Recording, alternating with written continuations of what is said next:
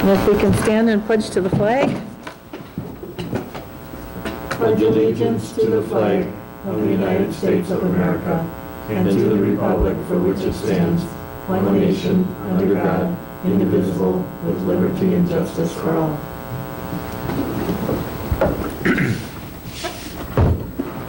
All right, this is a committee of the whole school board meeting, so if any of the audience members would like to speak at any time, feel free. Number 3 on the agenda is reports. 3A, Southeastern Wisconsin School Alliance Resolution and Agreement, 66.0301. You want me to take that? Yeah. Okay, Doug, you or Doug? Yep.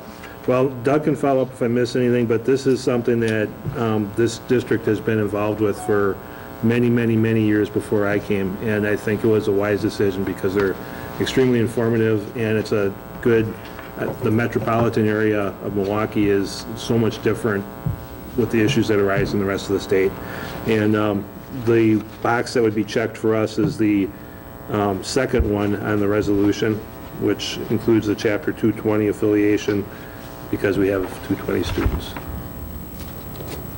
Why does Milwaukee get a pass on a fee? It says in kind? Well, they pay a lot more than the $3,000, but they supply full-time, some of the full-time lobbyists work for the organization as well. Because of the size of the organization, the people that they supply equal a lot more than the $3,000 price. Okay.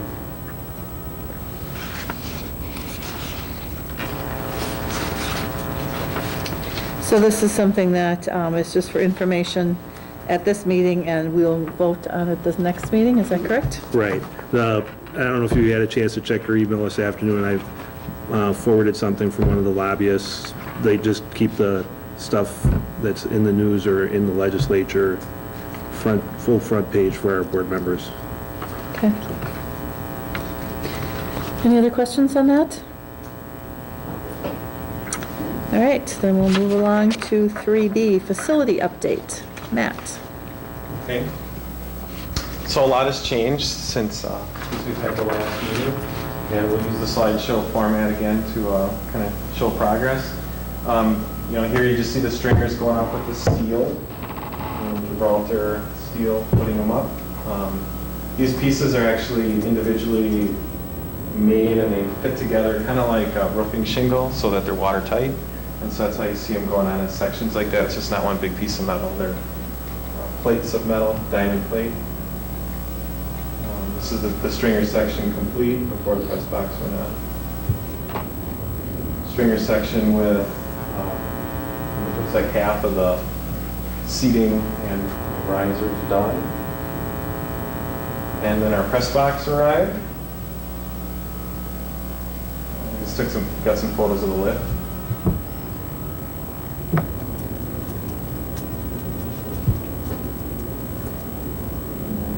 I don't know if anybody's driven through this site, but certainly can take the road around, to get a better feel of the scale of it. I was actually up there this morning taking pictures for today's meeting. What we have here is the field, the black membrane that's underneath. That's like a geofabric that they put down, and then they put the stone and the drain tile on top of that. So you have the tile. It's actually a square pipe that's in those trenches that you see going across in that herringbone shape, and then the stone goes on top of that. So we're just filling it in. Where those lines are going across, that's where the drains are. And the geofabric just keeps everything. And they drive those front end loaders right over them? Oh, yeah. Really? In fact, today they're rolling it. So here's the whole outside of the track. Obviously, it's not finished rolled here, but you can see the field.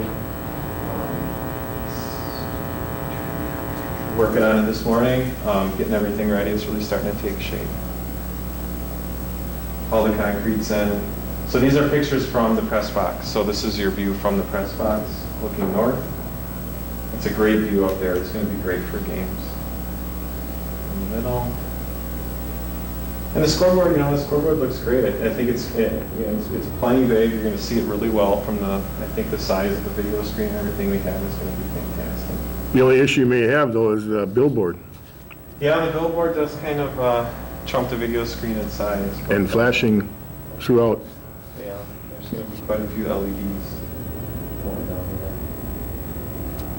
And this is just a view looking down from 40 feet at the project, so.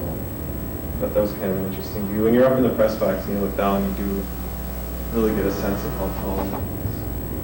I mean, we had the temporary irrigation system in. That was, you know, part of the contract provided by the irrigation contractor, and that's all in, and obviously we need it with all the dry weather we have. So they're going to be out here working on it. And just for information, where's the water coming from? Who's paying for the water? They have a meter on the fire hydrant. That's all in their base bid, the water for this field. So it's not coming off the Whitnall meter. You know, the billboard's done, so I wanted to take a picture with the clear channel when they were testing it. And just to show, you know, the billboard to the scoreboard, I think our structure stands up on its own. I think it's really turned out beautiful. Fencing, the majority of the fencing is in. We got the fabric to put on the tennis courts, which will be happening pretty soon. Oh, that blacktop is just the base? Yep, that's just the base, and then they're going to put a finish coat on top of that and paint.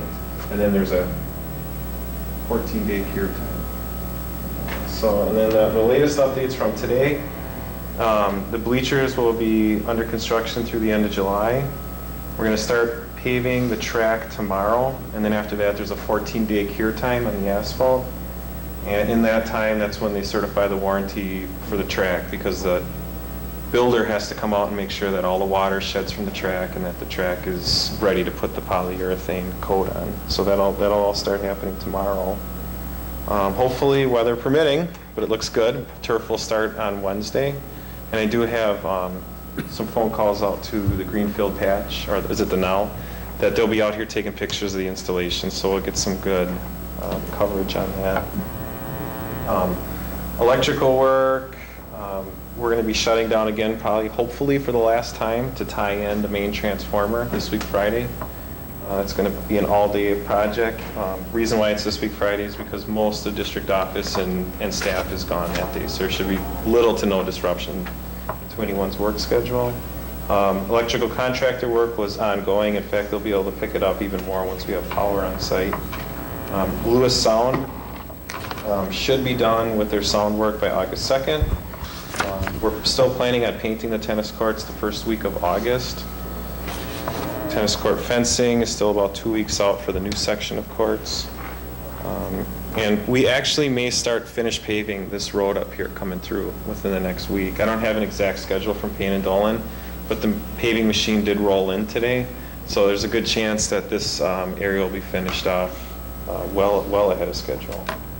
And, you know, to date, the only real adds that we may have had to contingency occurred on the southwest corner of the tennis courts, and we had some undercutting there in the road about 100 by 100. So impact to contingency maybe $8,000 to $10,000. No impact to contingency on the north side of the football field where we had all that water. So all in all, good. Well, that's good. You know, where is the handicap seating for in the bleachers? There's going to be two ramps, two switchback ramps on either end of the bleachers, and then the front skirt of the bleachers. Let's see if I can get a picture right. That front skirt of the bleachers here is actually ADA accessible. Okay. It's going to be viewing for wheelchair Okay. right on that front row of the bleachers. And like I said, with the height of the bleachers, it's a great view. And the switchbacks will be on the end, so you'll have one on each north and south ends of the bleachers. Okay, thanks. You'll give a finance update at the finance committee on next Monday in terms Correct. of where we are relative to... Yep. There hasn't been too many changes except for the impact to contingency I just talked about here. We'll have those final numbers, hopefully, from Payne and Dolan. But yeah, we'll have a new project balance sheet. Good. Any questions for Matt? Thank you. Thanks, Matt. Great job. Thank you. All right, next is 3C budget update. I have a very brief update since we do have a Finance Committee meeting next week. And the committee had indicated that it wanted a budget in or close to the level that the board can approve for going forward toward the annual meeting. As you can see from my short note, some things are changing rather quickly. For example, not finding out until last week that the Wisconsin retirement system is going to be increasing the percentage contribution for both the employers and the employees. As I indicated, I use hopefully the worst case scenario of the rate going from 5.9% to 6.85%. That adds about $85,000 to our budget. And I guess my point is it just illustrates how quickly things can change during the summer. We had no inkling that this type of an increase was coming till we got the letter last week. So I've built that into the budget that I'll be presenting to the committee on Monday night. And anything else, hopefully nothing else occurs between now and then, so. Okay. Questions for Doug? The 85,000 is based on the 685 or the 64? I used the 685. Okay. They indicated that at this point, it might be outside those limits, which I hope doesn't mean higher than 6.85, but they weren't specific. Okay. But I used it hoping it's the worst case. Thanks, Doug. Thank you, Doug. All right, 3D, parent-paid busing. Every year, districts have to calculate per pupil transportation costs from the previous year for the purposes of notifying parents who either pay the district to have their children transported to out-of-district area schools, or parents who wish to contract to have their children bused within the district if they're not otherwise eligible. The DPI provides a worksheet. A copy of that was attached. We figured out that based on our ridership this last year and our costs, the average cost would be $472.51. That's actually only about a 50-cent increase over last year's amount, and I'm recommending approval of the 2012-13 rate of $472.51. I would point out that based on the conversation that we had last year about this issue, I had contacted the DPI last summer and asked about these charges, and they said this is the maximum. A school district does not have to charge anybody for transportation if they don't want to. If they do it, this calculation represents the highest amount that you can charge somebody.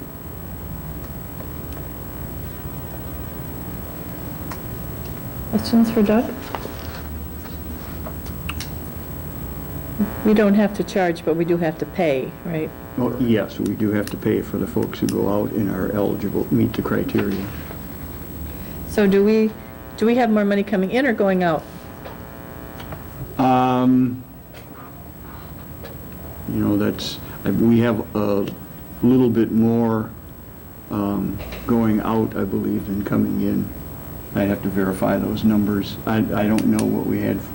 We're just starting to get the private schools that kids go to have to provide us with a list of the students' names and the fact that they attended, and we haven't gotten any of those yet. So we're still waiting to see just how many we're going to have to pay out. Okay.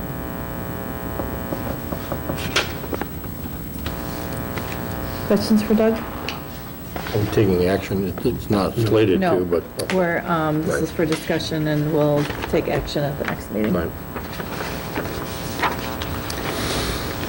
All right, and then 4 on the agenda, comments from audience regarding items for future consideration.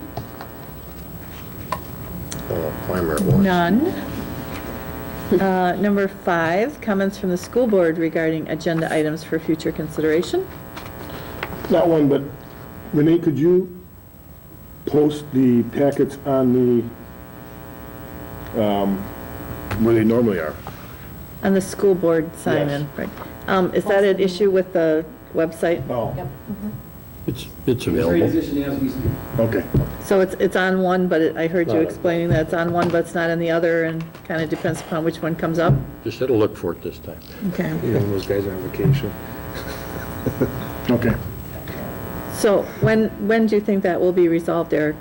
Hopefully by 8 AM tomorrow morning. Oh, I mean, as we speak, I mean, Okay. it's going on right now. all right, very quickly. Yes. Okay. Any other items for future?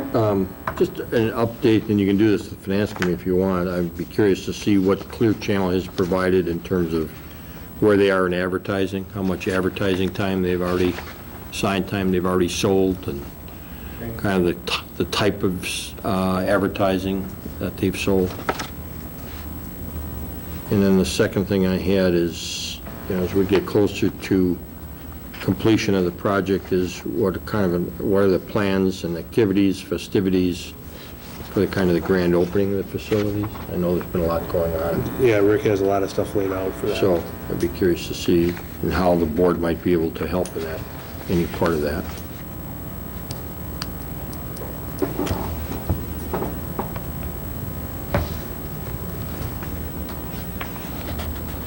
Anything else?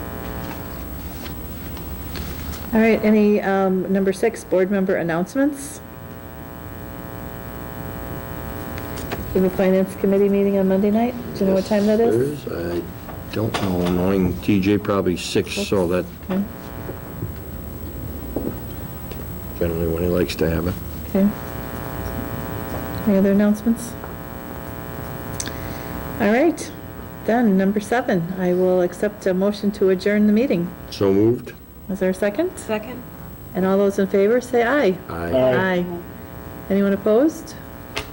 All right. I had 18 minutes. I won the pool. Yeah.